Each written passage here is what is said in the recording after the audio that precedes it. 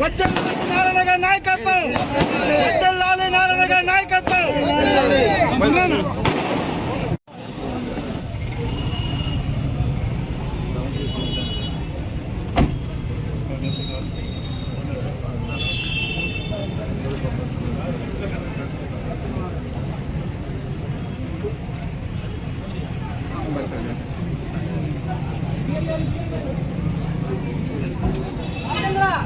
ఇక్కడ అపార్ట్మెంట్ వాళ్ళు ఉన్నారు, తర్వాత ఇండివిజువల్ హౌస్ ఉన్నాయి.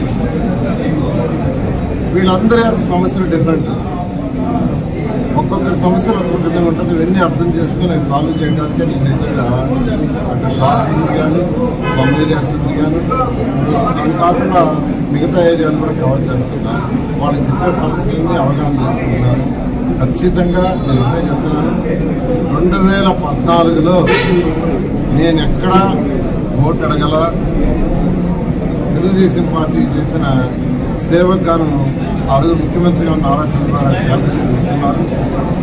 అయితే నెల్లూరులో పుట్టి పెరిగినందుకు నా బాధ్యతగా నెల్లూరులో ఒక స్మార్ట్ సిటీ చేయాలని ఒక స్మార్ట్ సిటీ కావాల్సిన పారామీటర్స్ అన్నింటినీ నెల్లూరులో ఇంప్లిమెంట్ చేశారు. 90% కంప్లీట్ చేశారు. ఒక 10% మిగిలిపోయింది. ఆ 10% వచ్చిన నాయకు వదిలేశారు.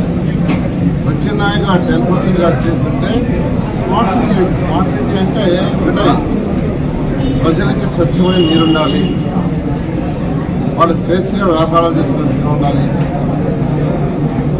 అక్కడ ఆర్థికంగా డెవలప్ అయ్యేటట్టుగా స్మాల్ స్కేల్ కానీ మీడియం కానీ ఇండస్ట్రీస్ రావాలి, చక్కటి రోడ్లు ఉండాలి, ఎంట్రీ రోడ్లు అంటే దుమ్ములేని రోడ్డు ఉండాలంటే ఎంట్రీ రోడ్డు ఉండాలి, ఒకటే మార్గం.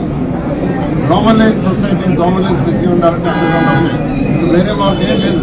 ఏం చేసినా దోమలు బాగు అండర్ గ్రౌండ్ వేసేసి ప్రతి ఇంట్లో బాత్రూంలో, టాయిలెట్లు, కిచెన్ వాటర్ అంతా ఫుల్ ఆఫర్ బయటకు వెళ్ళిపోయి అక్కడ ట్రీట్మెంట్ చేసి బయటకు వదిలితే దోమలనే ఉండవు.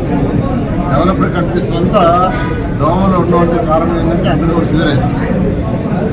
ఇలా యాక్చువల్గా ఒక స్మార్ట్ సిటీ కావాల్సిన లక్షణాలన్నింటినీ నెల్లూరుకి ఇంప్లిమెంట్ చేశాం.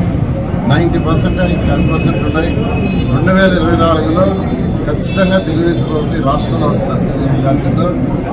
నెల్లూరు సిటీని ఏదైతే ఒక స్మార్ట్ సిటీగా చేయాలనుకున్నానో ఖచ్చితంగా చేస్తానని అందరికీ తెలియజేస్తాను.